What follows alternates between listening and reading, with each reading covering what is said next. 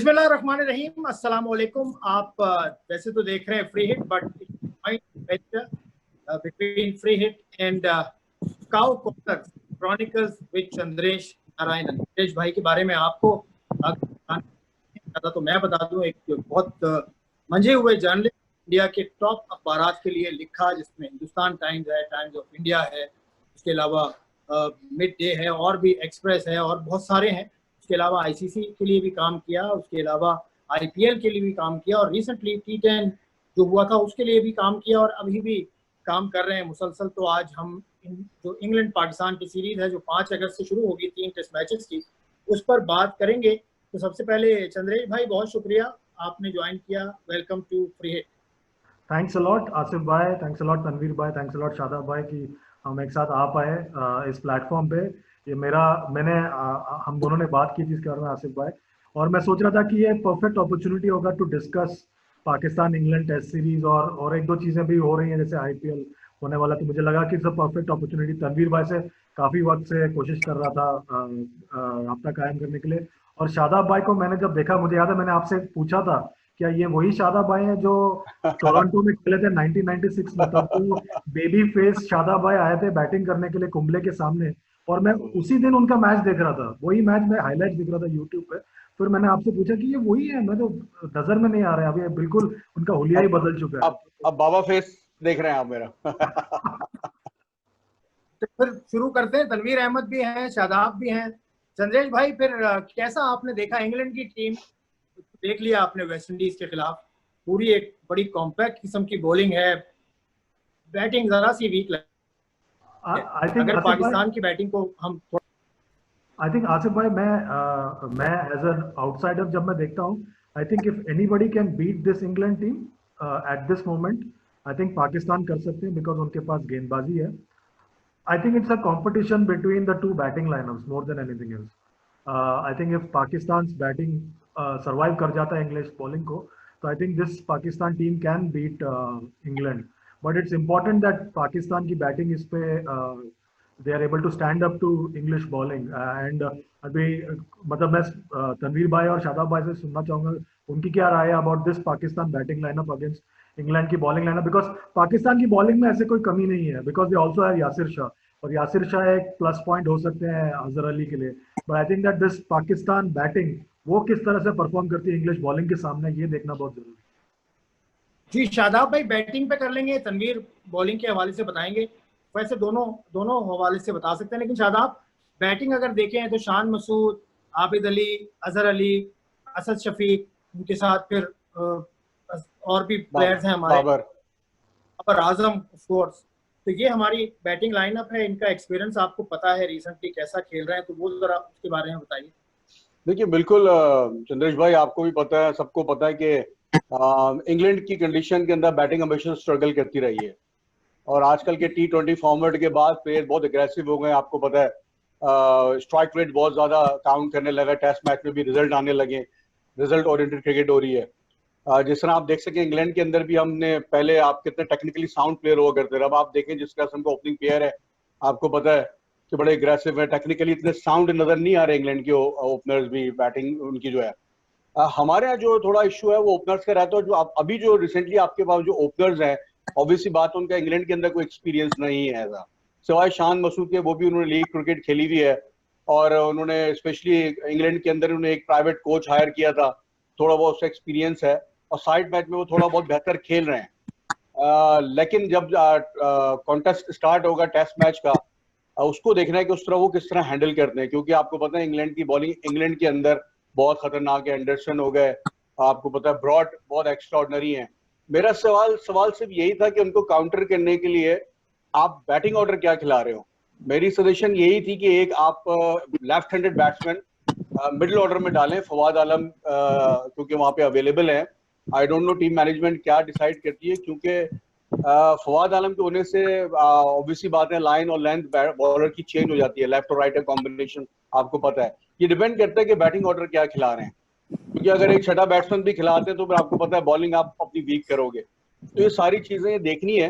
लेकिन मेरा सिर्फ कहने का मकसद सिर्फ इधर ये है कि अब जो है रिस्पॉन्सिबिलिटी असद शफीक है, अपना अजहर हैं, और बाबर हैं, ये तीनों हैं। इनमें कोई भी ऐसा अभी तक आप देख सकते हैं कि मैच विनर इनिंग जिस तरह आपके यहाँ हुआ करती थी, जो आपके बैटिंग जिस तरह आपकी बैटिंग परफॉर्म करती है इंडिया की, वो मैच विनर्स हैं।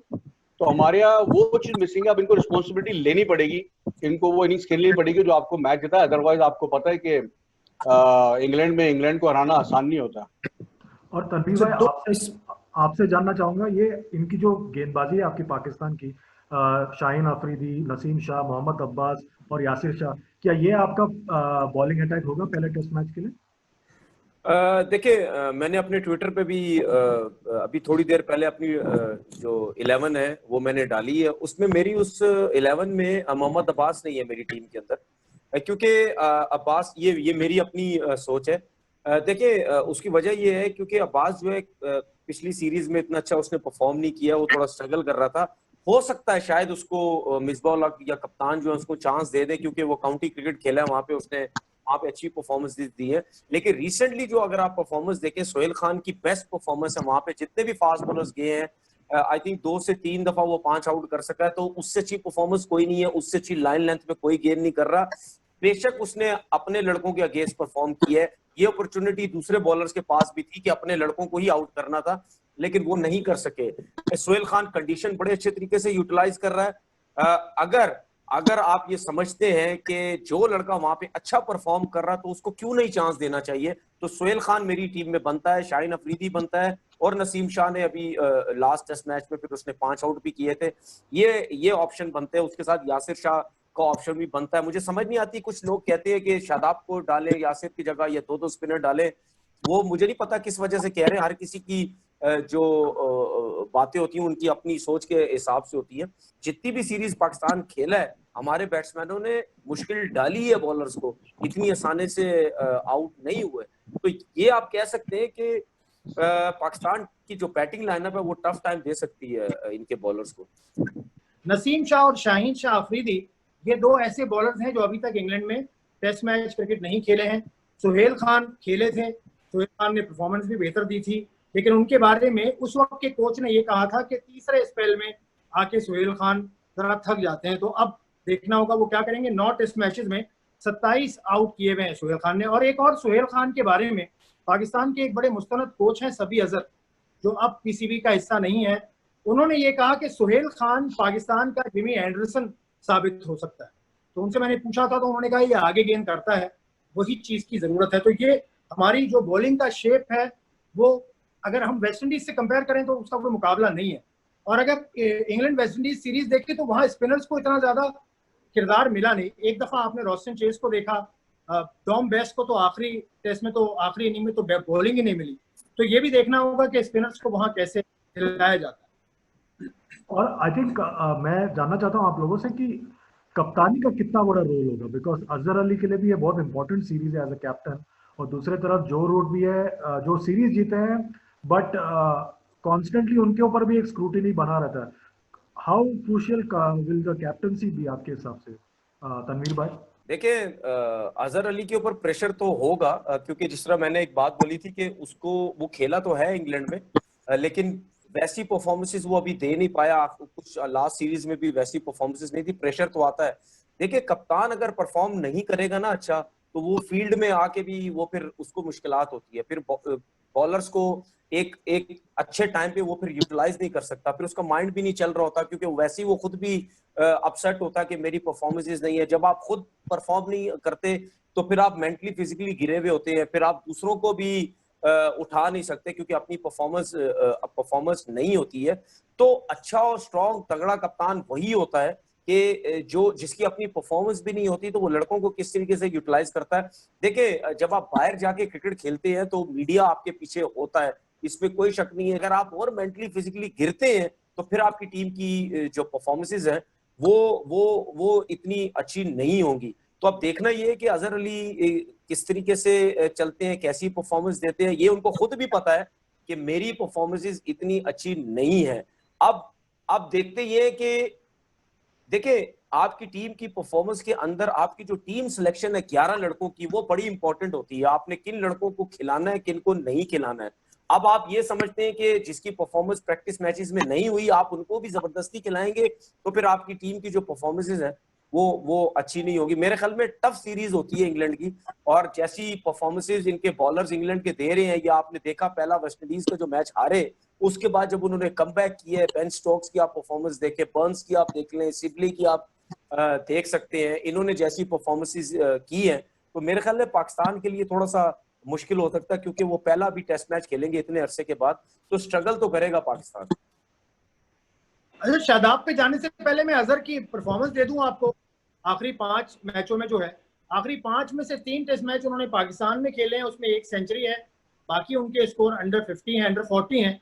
2 टेस्ट मैच उन्होंने नवंबर में ऑस्ट्रेलिया में खेले थे। आसिफ भाई देखना ये है कि कितनी लास्ट 8-10 इनिंग्स में कितनी परफॉर्मेंसेस दी हैं।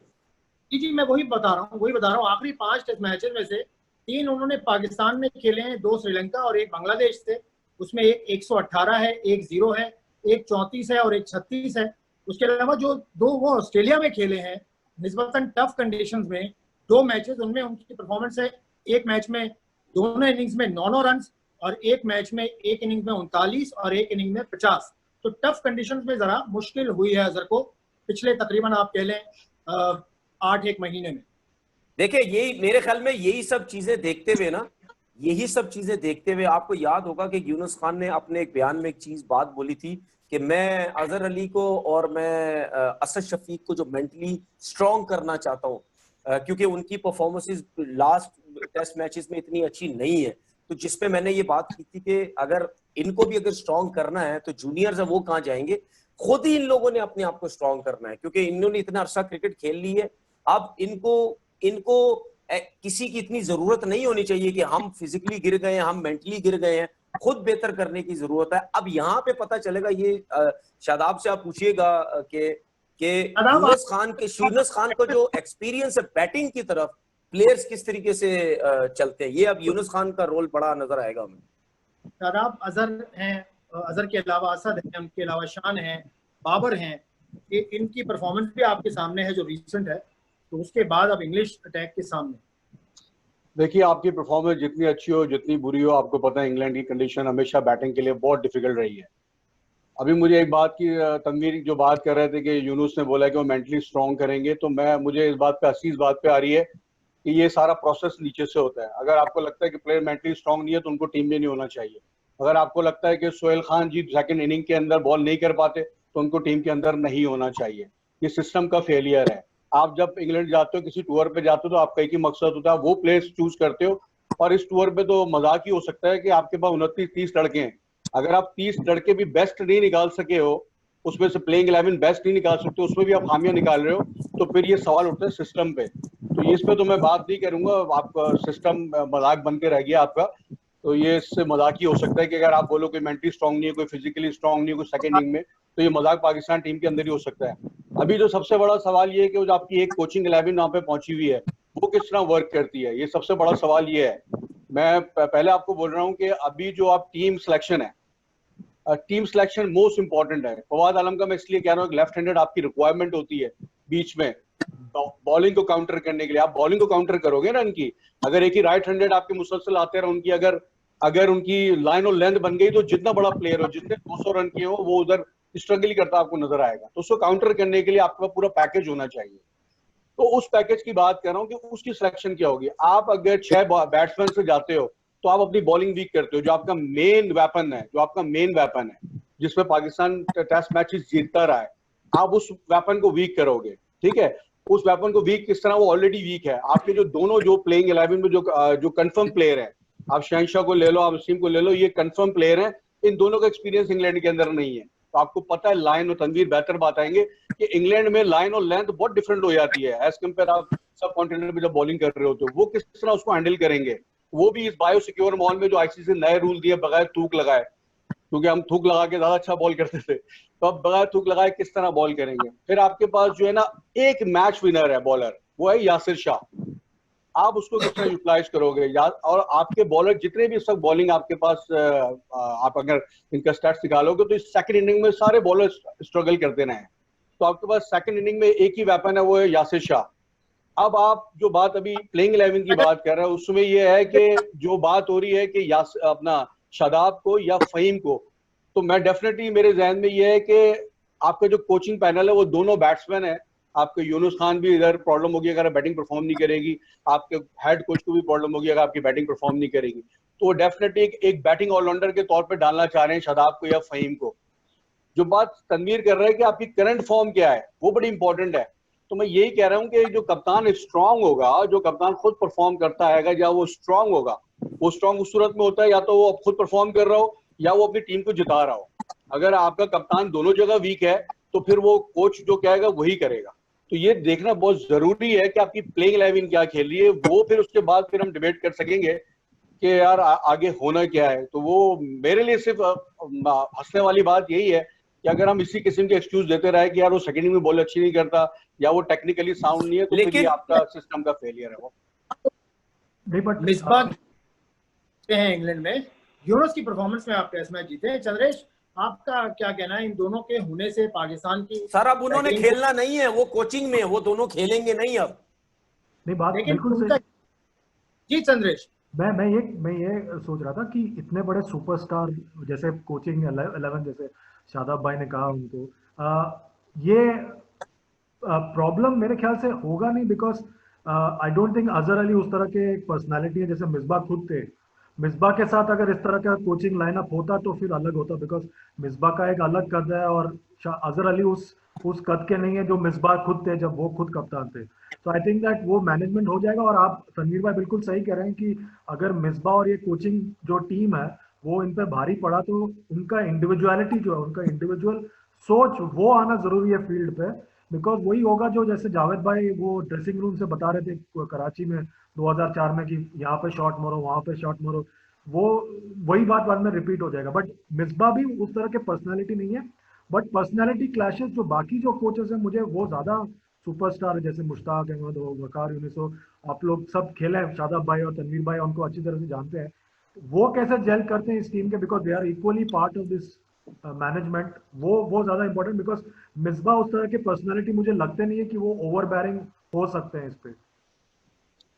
चंद्रेश भाई, इधर मैं एक बात ऐड कर दूं कि थोड़ा सा हमारे, मैं सिस्टम की बात इसलिए करता हूं कि देखिए हमारा जो भी कोचिंग पैनल है उसमें एक मुश्ताक अहमद वाहिद आदमी है जिन्होंने मुख्तलिफ कंट्रीज में कोचिंग की है। बाकी आपके पास जितने भी कोचेज हो पाकिस्तान टीम को कोच करते हैं, किसी का भी लेवल 4 नहीं, ठीक है। आप जब अपनी कैप, सब कोचिंग का सबसे पहला रूल ये होता है कि आपको अपनी कैप उतारनी पड़ती है, क्योंकि जो चीज आपने खुद की हुई होती है जरूरी नहीं है वो आप किसी और को ट्रांसफर कर सकें। आप जब कोचिंग सीखते हो तो उसके बाद फिर आप अच्छे से हैंडल करते हो। तो प्रॉब्लम सिर्फ यही है कि जो हमारे कोचेज हैं वो, उनका अपना कोचिंग एक्सपीरियंस इतना ज्यादा नहीं है, तो वो किस तरह हैंडल करते हैं। मैं इसलिए मैंने एक प्रोग्राम के अंदर बात बोली थी कि एक टाइम पे हमारे यहाँ ना प्लेयर्स पावर हुआ करती थी, अब ऐसा लग रहा है कि कोचिंग पावर आ गई है। तो जो आप बात कर रहे हैं ना कि बड़े लेवल का प्लेयर या बड़े स्ट्रक्चर का कप्तान हुआ करते थे, वो आपको भी याद है, आपके 83 में वर्ल्ड कप जिताया कपिल देव साहब ने, 83 में जो 40 साल हो गए, लेकिन आज भी कपिल देव को उसी तरह याद किया जाता है। हमारे क्या इमरान खान को उसी तरह याद किया जाता है, 92 का वर्ल्ड कप जिताया। शायद अफरीदी 20 की एवरेज पे भी हमारे यहाँ सुपर डुपर स्टार है क्योंकि वो मैच विनर हुआ करता था। तो अभी प्रॉब्लम ये है कि हम जो है रैंकिंग में लग गए हैं कि अभी फर्स्ट रैंकिंग, थर्ड रैंकिंग, तो प्लेयर जो है ना वो इंडिविजुअल परफॉर्मेंस कर रहे हैं। यहाँ पे कोई भी आपके पास मैच विनर नहीं है। मैं सिर्फ इसलिए कह रहा हूँ कि आपके पास एक मैच विनर है, वो है यासिर शाह थे। तो कप्तान के जो आप सवाल कर रहे थे वो तो बहुत इंपॉर्टेंट रोल है, लेकिन कप्तान कितना स्ट्रांग है वो इस कोचिंग पैनल के नीचे जो आप बात कर रहे हैं वो उससे कहीं ज्यादा स्ट्रांग है। तो वो किस तरह कप्तान हैंडल करे, क्योंकि टीम तो उससे लड़ानी है। तो मैं यही कह रहा हूँ कि अभी हमारा टोटल मिसिंग है, हमारी मैनेजमेंट जो अब नई आई है। मेरा आई होप कि मैं जाहिर बात है नए लोग आए, नई चीज कर रहे हैं, नया बोर्ड आया है, चेंजेस नजर आ रही है थोड़ी बहुत, लेकिन मामला अभी भी वही है। हम right man for the right job वाली अभी भी मामला मुझे मिसिंग लग रहे हैं। तो जब ये सब चीजें अपनी जगह पे आएंगी तो डेफिनेटली पाकिस्तान बहुत जरखेज जमीन है जहां एक से बड़ा एक प्लेयर निकलता है, तो वापस इंशाल्लाह टेस्ट टीम बहुत ऊपर आएगी। अब जो हमारे हाथ में है उसमें अगर आप 11, आपसे मैं पूछूं कि कौन से आपके ख्याल में 11 खेलने चाहिए पहले टेस्ट में, फिर तनवीर भी, फिर चंद्रेश भाई। देखिए हमारी प्लेइंग, मैं आपसे यही कह रहा हूँ, फवाद आलम को खिलाते हैं अगर मैं समझता हूँ फवाद आलम को, आबिद अली और आजम, आबिद अली और शान मसूद के आपके दोनों ओपनर तो आपके पास वो तो कंफर्म है। इसके बाद आपके पास अपना अजहर आ गए, आपके पास आ गए बाबर आ गए, आपके पास असद शफीक आ गए, ठीक है। ये आपके 5 बैट्समैन आ गए। आप उसके बाद मैं छठा फवाद आलम, क्योंकि मुझे लगता है अगर आप परफॉर्म करोगे, अगर आप 200 रन करोगे तो ही 150-200 रन पे आउट करोगे ना, तो आपको बैटिंग स्ट्रांग करना बहुत जरूरी है। अगर आप इस वे में नहीं करते हो तो फिर आप एक ऑलराउंडर डालोगे, फहीम को डालोगे, अगर ग्रास वाला विकेट है आप थोड़ा फहीम को खिलाओगे, और अगर आपको लगता है कि बैटिंग विकेट है तो आपको चौथी इनिंग के लिए आपको फिर शादाब को एक्सपीरियंस करना पड़ेगा, वो आ जाएगा।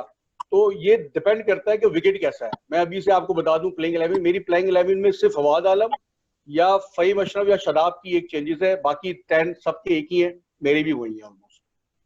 फास्ट बॉलर आप अब्बास या सोहेल? देखिए करंट सिचुएशन में अब्बास की इंग्लैंड के अंदर परफॉर्मेंस बहुत अच्छी रही है, आपको पता है 2 टेस्ट मैचों में 13 आउट कर चुका है, लेकिन सोहेल ने भी इंग्लैंड में इसी तरह आउट किया है। लेकिन कोच क्या करता है, असल डिसीजन कोच का है, कप्तान का नहीं है। कोच अगर ये सोच ले कि यार वो सेकंड में बॉल नहीं करता है तो फिर तो अल्लाह ही हाफिज है। लेकिन मेरी पहली चॉइस मैं हमेशा से उस प्लेयर को लूंगा जो परफॉर्मेंस, जिसकी करंट सिचुएशन करंट परफॉर्मेंस अच्छी है, उसमें सोहेल मेरा बनता है। और क्योंकि सोहेल इसलिए भी बनता है कि सोहेल हर एक्सपीरियंस उसको है, उसको पुराना बॉल भी आता है, उसको नया बॉल भी आता है, उसको लेफ्ट हैंडर को बॉल करना भी आता है, राइट को भी वो लंबे स्पेल भी करता है, ठीक है ना, पीछे से भी तेज है और आगे भी बॉल करता है, तो कंप्लीट पैकेज है सोहेल। ठीक है तनवीर, ये भी बताना कि ड्यूक का गेंद होगा और इंग्लैंड में ड्यूक के गेंद से हमें फायदा होगा, हमारे बॉलर्स को आसानी होगी? नसीम कह रहे थे कि आसानी होती है ड्यूक से। देखिए ड्यूक का बॉल तो किसी भी फास्ट बॉलर के हाथ में आ जाए, चाहे हमारे पाकिस्तान के, चाहे इंग्लैंड के, चाहे कहीं किसी कंट्री के भी हैं, ड्यूक के बॉल से बहुत फायदा होता है। सीम ऊपर होता है, सीम उसका अंदर जाता नहीं है जिस तरह कोकोबुरा का चला जाता है, तो वो फायदा इसमें से हर कोई कहता है, क्योंकि उसके जब सीम ऊपर होता है तो आपकी ग्रिप बड़ी अच्छी बनती है, फिर आप रोल जो होता है वो बड़े अच्छे तरीके से होता है क्योंकि ग्रिप अच्छी होती है। इसीलिए जितने भी फास्ट बॉलर बड़े खुश होते हैं कि ड्यूक का बॉल ही लग जाए तो अच्छी बात है, क्योंकि आपने देखा होगा डोमेस्टिक में भी जब कोकोबुरा लगता है तो फिर सब फास्ट बॉलर यही बोलते थे यार ड्यूक का बॉल लग जाए, कोकोबुरा से तो गेंद ही नहीं पहुंचता, वो बड़ी मुश्किल होती है। देखिए बात पता है क्या, बात ये है कि सोहेल खान हो गया, ये इमरान खान हो गया, या एक आध और फास्ट बॉलर हो गए, इनको इस वजह से लेके गए थे वहां पे कि नेट्स पे वहां बॉलर नहीं होंगे तो नेट इनसे ज्यादा करवाया जाएगा, ठीक है, क्योंकि ये तो लिस्ट में थे ही नहीं इनको टेस्ट मैच खिलाया जाए। लेकिन जब वहां पे सोहेल खान ने बॉलिंग करना शुरू की और जिस तरह सोहेल खान ने परफॉर्म करना शुरू किया, तो फिर मैं समझता हूं कि फिर आपको जो सोच है वो थोड़ी सी चेंज करनी चाहिए। फिर आप लाजमी नहीं है फिर आप उसी के साथ चले जाएं जो आप चाहते हैं, जी अब्बास को खिलाना है, बस इसी को खिलाना है। देखिए मेरी सोच बड़ी, देखिए 11 मैंने 11 बता दिए हैं, मैंने 11 यही थे, आबिद अली था, शान ट्वीट कर दिया उन्होंने भाई, अब्बास मैं तो खैर ट्वीट भी कर दी ना कि 11 लड़के कौन से होने चाहिए। अब्बास की जगह सिर्फ मैं सोहेल खान को रखना चाह रहा था। बाकी मिसबाह की अपनी सोच है कि वो अगर ये समझते हैं कि नहीं सोहेल को खिला दिया कहीं परफॉर्म कर गया तो अब्बास को फिर हमें बिठाना पड़ जाएगा। पाकिस्तान के अंदर ये पॉलिटिक्स बहुत ज्यादा होती है ना, ये तो आपको भी पता है ना कि ये चीजें चलती रहती हैं। तो अगर कंट्री के लिए सोचना है तो फिर उसकी जगह बनती है, अगर नहीं सोचना है तो उनकी अपनी मर्जी है, जिसको खिलाना खिलाए, फिर उनकी अपनी मर्जी हो गई। शाहीन शाह अफरीदी, नसीम शाह, सुहेल खान, उनके अलावा यासिर शाह, ये 4 मेन बॉलर आप खिला रहे हैं। जी बिल्कुल जी बिल्कुल। चलिए संदेश भाई आप। मैं ये पूछना चाह रहा था, ये जो सरफराज अहमद का जो सवाल है, क्या वो सेटल हो गया कि रिजवान ही कीपिंग करेंगे? अभी सरफराज अभी बाहर ही बैठने वाले हैं अभी इस सीरीज के लिए भी, या क्या वो बात सेटल्ड हो गया? नहीं मेरे ख्याल में सरफराज का तो अभी मुझे चांस नहीं लग रहा, क्योंकि रिजवान ने जो परफॉर्मेंस दी है प्रैक्टिस मैचेस में वो बड़ी अच्छी उसने परफॉर्मेंसेस दी। पर आप ओवरऑल देखते तो ऐसा लग रहा है कि ये सरफराज और रिजवान वाले सवाल को छोड़ दें, पाकिस्तान की टेस्ट लाइनअप थोड़ा सेटल्ड लगने लगा है, बिकॉज आप एवरीबडी इज एग्रीइंग मोर और लेस की प्लेइंग 11 क्या होना चाहिए, और ऐसा लग रहा है कि थोड़ा सेटल्ड लुक आ रहा है। But I think they still need 1 or 2, एक बैट्समैन ऐसा चाहिए जो जैसे बाबर आजम को सपोर्ट कर सके और मैच को बाहर निकाल सके, बिकॉज बॉलिंग है, बैटिंग में भी असद शफीक, अजहर अली है, but they need somebody to support Babar Azam. और ये टीम शायद टेस्ट क्रिकेट में जैसे आप कह रहे थे शादाब भाई और भी आगे जा सकती है फिर। देखिए चंद्रेश भाई, बात यह है कि मैं आपको पहले बता रहा हूँ कि जितने भी प्लेयर हैं सारे कॉम्पिटेंट है, सब परफॉर्म कर रहे हैं, लेकिन ये हेडलाइन परफॉर्मेंस तो जरूर करते हैं कि आपकी पहली इनिंग में आपने 70 कर दिए, 100 कर दिए, लेकिन यहाँ पे मैच विनर मिसिंग है। अगर आप बाबर की बात करें, बाबर अभी तक बाबर के अपना पल्ले कोई ऐसे मैचेस, टेस्ट मैचेस नहीं आए जिस तरह अभी आपने पास में देखा, बैन स्ट्रोक है, जॉय रूट है, किस तरह सिंगल हैंडेडली वो मैच जिता देते हैं वो। तो ये हमारी मिसिंग है। मैं इसलिए पास्ट जिक्र कर रहा हूँ कि आपके इंडिविजुअल्स जो थे वो मैच विनर हुआ करते थे, ये अब मिसिंग है। तो हमें इस कल्चर से बाहर निकलना पड़ेगा कि जी उसका एवरेज इतना हो गया, उसका एवरेज इतना हो गया, या उसने, आप मैच विनर बने, ताकि आपको एक्चुअल जो है वो टेस्ट मैच आपको जीतना है। हम जो बड़े अरसे से हमें लॉलीपॉप ये हम चूसते रहे हैं कि जब कोई वर्ल्ड कप आ रहा होता है, कोई भी आ रहा है, हम उसकी तैयारी कर रहे हैं। भाईजान उसकी तैयारी की जरूरत नहीं होती, आप ऑलरेडी तैयार प्लेयर लेके जाते हो, आप प्लेयर को जाके डेवलप कर रहे हो। अगर टेस्ट टीम के अंदर या वनडे के अंदर तो फिर तो ये एक मजाक है, वहां परफॉर्मेंस ली जाती है, डेवलपमेंट का काम नीचे है। देखे अभी जो शादाब ने एक बात बोली है ना कि मिसबा की मैं बात ये कर रहा हूँ कि जो टेस्ट प्लेयर नहीं भी जिन्होंने नहीं खेलना उनको भी वो रिक्वेस्ट किए जा रहा है खेलना है कि यार देखे एक जगह पे आ जाती है दोस्ती यारी, ठीक है, दोस्ती यारी यहाँ पे हमारे चलती रहती है बहुत ज्यादा, उस चक्कर में आप अपने लड़कों को सपोर्ट करते हैं। उसके बाद जब आप डरपोक कोच होते हैं ना, तो फिर आपकी कोशिश ये होती है कि आप एक्सपीरियंस लड़के खिलाएं। अब एक्सपीरियंस लड़के आप उनको खिलाने की कोशिश ना करो ना जिन्होंने टेस्ट क्रिकेट से बिल्कुल छोड़ दिया, खुद ही एग्जिट किया, और आप उनके पीछे पड़े हुए कि यार तुम आ जाओ तुम आ जाओ तुम आ जाओ। तो इस तरह आप इस तरह क्या कह रहे हैं आसिफ भाई? कौन सा छोड़ गया सिवाय आमिर के? कौन छोड़ के गया टेस्ट बॉलिंग? मतलब हफीज नहीं, हफीज ने एग्जिट नहीं किया टेस्ट क्रिकेट से, वहाब ने नहीं किया, वहाब ने नहीं, वहाब ने टेस्ट एग्जिट नहीं किया। वहाब को मिकी आर्थर ने अक्टूबर 2018 के देखे बट उसने स्टेटमेंट दिया था ना कि उसने नहीं खेलना टेस्ट क्रिकेट। हाँ, नहीं खेलना चाहता, मैं रेस्ट लेना चाहता हूँ। देखिए मैं रेस्ट लेना चाहता हूँ, ये नहीं खेलना चाहता। हाँ तो भाई कोई गली मोहल्ले की टीम तो नहीं है ना भाई, ये पाकिस्तान की टीम है। ये क्या मतलब यार किसी का दिल किया मैं खेलना चाहता हूँ, किसी का दिल किया नहीं खेलना चाहता हूँ। अगर आप कोच बन गए तो भाई फिर आप यंगस्टर्स को खिलाएं जो खेलना चाहते हैं, आप उनको कॉन्फिडेंस दे। आप अगर वही नहीं लड़कों को दोबारा लेके आएंगे तो फिर आपके यंगस्टर्स का कॉन्फिडेंस कहाँ जाएगा भाई? उनको भी तो कॉन्फिडेंस दे। आप दूसरों को ला के फिर आप सोहेल खान के बारे में ये कहते हैं जी दूसरा स्पेल नहीं होता, तीसरा स्पेल नहीं होता, तो भाई आप सोहेल को खिलाएं ना, फिर आप नसीम शाह को खिलाएं, आप शाहीन अफरीदी को खिलाएं। आपके पास असनैन वहां पड़ा हुआ है, आप असनैन को ट्राई कर सकते हैं। असनैन को ट्राई इस वजह से नहीं कर रहे वो जी उसका रनअप ठीक नहीं है, वो थक ना जाए, वो स्टिफ ना हो जाए, T20 का स्पेशलिस्ट है, सब कुछ है। आपके पास शनवारी वहां पे है, ठीक है, आपके पास बॉलर भरमार है आपके पास बॉलरों की, आप फिर भी उन्हीं लड़कों को दोबारा खिलाने की कोशिश करते हो। तो मुझे तो नहीं समझ आती कि क्या सोच चलती है, क्या है क्या नहीं है। और कोचिंग स्टाफ, आसिफ भाई एक कोचिंग स्टाफ की बात हो रही थी थोड़ी देर पहले, ठीक है, अब मुझे तो नहीं लगता कि मैंने, शायद मैं गलत हूं, कि दुनिया की किसी टीम के अंदर भी इतने हैवी वेट आपने कोचिंग स्टाफ बैठा दिया लाके, ठीक है, जिसमें इतना बड़ा नाम भी है, जिसमें इतना बड़ा लेग स्पिनर भी बैठा हुआ है, जिसमें बैट्समैन भी है, जिसमें कोच भी है।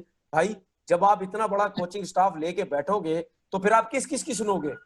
ठीक है तनवीर मेरी बात सुने। नहीं, इधर मैं एक बात ऐड कर दूं इसकी, कि जो जैसे हम बात कर रहे हैं कि नो डाउट के बड़े बड़े नाम है ये, लेकिन हम भी यूनुस खान को चाहते थे। जिस तरह इंडिया के अंदर राहुल द्रविड़ ने अंडर 19 पे उन्होंने कोचिंग की है, हमारे यहाँ इस किस्म के प्लेयर बड़े अंडर 19 लेवल पे नहीं आते, या जूनियर लेवल पे नहीं आते, या लोकल जो आपकी डोमेस्टिक क्रिकेट उसके अंदर नजर नहीं आते ये कोचेस। क्योंकि अगर ये कोचेस नीचे आ जाएं और ये काम करें, इनकी ज्यादा जरूरत नीचे है, अपना एक्सपीरियंस शो करें कि दुनिया में किस तरह क्रिकेट हो रही है, वहां जाके अपना एक्सपीरियंस, मेरा नहीं ख्याल है उनका प्लेयर जो खेल रहा है, अजहर अली का अपना एक्सपीरियंस है भाई, असद शफी का अपना एक्सपीरियंस है, तो वो अपने एक्सपीरियंस से ही खेलेगा। तो इन लोगों की जरूरत नीचे है। तो ये सिस्टम का मैं ये कह रहा हूँ, थोड़ा सा जो तनवीर बात कर रहा है उसको मैं बिल्कुल सेकंड इसलिए कर रहा हूँ कि हमें इसको थोड़ा देखना पड़ेगा। वो जो बात कह रहे हैं कि इतने बड़े स्ट्रक्चर के मतलब कोचेज होंगे, वो आपस में किस तरह एक दूसरे को हैंडल करेंगे, ये क्योंकि हमारे कल्चर में ये चीजें जो है ना नहीं होती हैं। अब जितने भी कोचेज हैं आपके, वो पहले मिसबा के कोच रहे, अब वो मिसबा के अंडर में, तो यार ये चीज जहन में चलती है ये चीजें। तो अल्लाह करे कि ये यार ये लोग इनकी अंडरस्टैंडिंग हो जाए और ये बेस्ट अपना वो वहां पे कर सके, जो कि थोड़ा बहुत नजर आना शुरू हुआ है तनवीर। क्योंकि वकार ने स्टेटमेंट सोहेल खान की सुनी होगी कि वकार यूनुस टिप दी थी और उन्होंने उसको यूज किया, तो हर आदमी अपना काम करना शुरू कर रहा है। अब अल्लाह करे कि वो उसका जो है आउटकम नजर आ जाए टेस्ट मैच में, अदरवाइज मुझे थोड़ा सा मुश्किल ही लग रहा है। ये चंद्रेश भाई इंडिया में किस तरह से कोचेस लगाए जाते हैं टीम के साथ, और राहुल द्रविड़ का भी बताइएगा क्या तरीका था जब उसको 3 साल पहले, तकरीबन 3-3.5 साल पहले जब अंडर 19 की कोचिंग मिली थी? तो इंडिया में तो ऐसा है कि इस वक्त की वो एक फिल्म था कि बहू वही जो पिया मन भाए, तो उसी कोच वही जो विराट मन भाए। तो आपको हम्म पता ही है अनिल कुंबले के साथ क्या हुआ था हम्म 2017 में। उसके बाद हम्म रवि शास्त्री आए हैं, 3 साल से हैं। और रवि शास्त्री तो मतलब विराट कोहली तो उन पे फिदा है एकदम। उनके हिसाब से वो एकदम सबसे बेस्ट कोच है दुनिया के। और जो सपोर्ट स्टाफ में भी है, सिर्फ एक बैटिंग कोच चेंज हुआ है पिछले 4-6 साल में। संजय बांगर गए और विक्रम राठौर जो पहले थे इंडिया के लिए ओपनर थोड़े वक्त के लिए, ओपनिंग बैट। तो वो आए चंद्र बैटिंग कोच। और बॉलिंग कोच भी भरत अरोन है, जो जैसे तनवीर भाई ने कहा वो इंडिया के लिए ज्यादा नहीं खेले, बट वो एनसीए में थे, अंडर 19 टीम के कोच थे। जो आज जो भी फास्ट बॉलर्स इंडिया के लिए खेल रहे हैं, जो भी बॉलर्स इंडिया के लिए आज खेल रहे हैं, वो सब उनके अंडर पहले एनसीए में काम कर चुके थे और यहाँ अंडर 19 में काम कर चुके थे। तो उनका एक अंडरस्टैंडिंग है, करीबन 10 साल का एक अंडरस्टैंडिंग है उनके बारे में। फील्डिंग कोच भी एनसीए में इन्वॉल्व थे काफी वक्त तक, श्रीधर वही आए। सब लोग ये कह रहे थे जॉन टी रोड्स क्यों नहीं बना फील्डिंग कोच। ये कहना अच्छा होता है कि जॉन टी रोड्स को फील्डिंग कोच बना दो क्योंकि उसने अप्लाई किया, बट हम्म टीम टीम को जो पसंद है, टीम को पसंद है जैसे कंफर्टेबल हो, कंफर्ट फैक्टर हो। वही बात है, जैसे कोई सुपरस्टार आ जाएगा जैसे जॉन टी रोड्स, वो एडजस्ट तो कर पाएगा, बट कोई क्लैश ना हो जाए, कोई मिसअंडरस्टैंडिंग ना हो जाए, इसकी वजह से उन्होंने उसको सेलेक्ट नहीं। शायद जब नेक्स्ट राउंड ऑफ प्लेयर्स आएंगे तब आप शायद देखेंगे कि कोई फॉरेन कोच आए वापस, कोई बाहर का कोई बड़ा सुपरस्टार कोच आए, बिकॉज वो बैलेंस होता है। इस वक्त आपके पास एक सुपरस्टार प्लेयर है तो आपके पास एक इक्वली इंपॉर्टेंट प्लेयर है, बट उतना बड़ा ओवरबैरिंग पर्सनालिटी बनने की कोशिश नहीं कर रहे। और जहां तक देखिए ये नहीं है, अजहरुद्दीन उनके बाद शाहरुख गंगुली ने मेरे ख्याल से ये पूरा जो शिफ्ट हुआ कोच की और कप्तान की जो राइवलरी शुरू हुई, ग्रेग आसिफ भाई, चैपल, सौरव गांगुली, वहां से शुरू हुई ना। नहीं, पहले देखो अजहरुद्दीन और बिशन बेदी के बीच में हुआ। वो सबसे स्टेप भी तो पहले 1990 में अजहरुद्दीन और बिशन बेदी के बीच में लड़ाई हुई थी। और अजहरुद्दीन ने बहुत फेमसली कहा था हमें कोच वोच की जरूरत नहीं है, एक एक्स्ट्रा प्लेयर ऐड कर दे, मुझे टीम के साथ कोच क्योंकि बिशन बेदी और वो पब्लिकली डिसएग्री हुए थे, बहुत बड़ी लड़ाई हुई थी। बट आप सही कह रहे हैं about Greg Chappell. Greg Chappell fail हुए हैं as a player, as a coach. Viv Richards उतना सक्सेसफुल नहीं थे, कपिल देव उतने बड़े सक्सेसफुल नहीं थे, जावेद मियांदाद के इतने सारे स्टिंट्स हुए हैं एज अ कोच। तो अब देखें तो ये देखिए सब जो आसान जिनको होता है वो कर नहीं पाते वो। की तरफ चंद्रेश भाई, cow corner chronicles with Chandresh Narayanan, अब यहाँ से आप ले लें। नहीं, मैं बहुत बहुत शुक्रिया, आप लोगों ने आज वक्त दिया, इस आज अपना कीमती वक्त दिया। मैं सोच रहा था कि आप लोगों से बहुत काफ़ी दिनों से आप लोगों के प्रोग्राम्स देखता था, और मैं बहुत ज़्यादा आसिफ भाई तो सुपरस्टार है अभी यूट्यूब के, माइकल होल्डिंग के साथ भी हैं और फ्री हिट के साथ भी है, तनवीर भाई का खुद का चैनल है। और शादाब भाई को तो जैसे मैंने कहा पहले से मैं उनको देखा था, और इंसिडेंटली चैनल भी उसी दिन देखा था। बट मैं क्लोजिंग कमेंट चाहता हूँ आप लोग तीनों के दिनों से कि आपके हिसाब से क्या पाकिस्तान अपना इंप्रेसिव रिकॉर्ड इंग्लैंड में बनाए रखेगा? 87 से लेके आज तक वो सिर्फ एक बार 2006 में सीरीज हारे हैं इंग्लैंड में। क्या पाकिस्तान ये रिकॉर्ड बनाए रख सकता है? तनवीर भाई आपसे शुरू करते हैं। देखिए क्यों नहीं, क्योंकि अगर हम देखें, मैंने जिस तरह पहले भी बोला कि पाकिस्तान की जो परफॉर्मेंसेज हैं इंग्लैंड में वो बहुत अच्छी परफॉर्मेंसेज रही हैं। पाकिस्तान ने टफ टाइम दिया है हमेशा इंग्लैंड को, हम ये नहीं कह सकते। बस ये है कि थोड़ा सा पैनिक ना हो जाए, जिस तरह हमने देखा पैनिक हो जाते हैं, विकेट्स गिरती हैं, प्रेशर में आ जाते हैं, गलत शॉट्स लगाते हैं, उसमें फिर वो मुश्किल होती है। और अगर आप बॉलिंग लाइनअप भी देखें, पाकिस्तान ने हमेशा वहां बॉलिंग भी अच्छी की है। तो मैं तो श्योर हूं कि पाकिस्तान टफ टाइम देगा इंग्लैंड को, इजीली इंग्लैंड को, ये आसानी से नहीं इनको मैचेस जीतने देगा अगर इंग्लैंड जीतता भी है तो। शादाब भाई। जी जी चंद्रेश भाई बिल्कुल सही कह रहे हैं तनवीर। अभी जब हम नॉर्मली प्रॉब्लम ये है कि जब हम ट्रैवल करके जा रहे होते हैं ना, तो हम बहुत सारी नेगेटिविटी साथ लेके जाते हैं और आपको पहले से जहन बना के जाते हैं कि यार हमारी यंग टीम है, यंग लड़के, एक्सपीरियंस नहीं है। लेकिन जब वेस्ट इंडीज मैच जीता है ना, तो उसके बाद एक एक्स्ट्रा जो है ना प्रेशर डेवलप हो गया पाकिस्तान टीम को होगा। अदरवाइज पाकिस्तान की बॉलिंग हमेशा से टॉप पे रही है, एंड आई होप कि जो दोनों यंग लड़के हैं, अगर सोहेल खान का इंडल्ज होता है तो पाकिस्तान एक मजबूत बॉलिंग होगी, और स्पिन का बहुत बड़ा एडवांटेज है, स्पेशली चौथी इनिंग में। आसिफ भाई क्लोजिंग कमेंट्स। और चंद्रेश भाई, मुकाबला तो टेस्ट मैचेस में बॉलिंग का होता है। अगर आप पिछले सीरीज को देखें तो आखिरी टेस्ट से पहले जो स्टैट्स में देख रहा था, ओपनर्स को बहुत ज्यादा मुश्किल हुई। तो पाकिस्तान के बॉलर्स अगर नए गेंद को अच्छी तरह से इस्तेमाल करके, जो कि ये कर सकते हैं, तो अगर आपके हमारे अगर बैट्समैन जम गए, बैट्समैन ने अगर नया गेंद सी ऑफ बेहतर तरीके से कर लिया, तो फिर पाकिस्तान बहुत अच्छी टक्कर दे सकता है। पाकिस्तान यहाँ फिर से सीरीज बचा सकता है, मतलब शिकस्त के बगैर मैं कहूँगा ये सीरीज खत्म हो सकती है जिस तरह पहले वाली हुई। तो बहुत उम्मीद है मुझे, as compare to the West Indian series जो हमने देखी है, पाकिस्तान इज फार सुपीरियर। तो पाकिस्तान के बहुत ब्राइट। चलिए, on that positive note, thanks a lot आप तीनों का जो आपने वक्त दिया, फ्री हिट की टीम का, शादाब भाई, तनवीर भाई, आसिफ भाई, आप जुड़े और हमने बात की और खुल के बात की, बहुत अच्छा लगा। बहुत बहुत शुक्रिया आपके वक्त के लिए। थैंक यू चंद्रेश भाई, थैंक यू वेरी मच।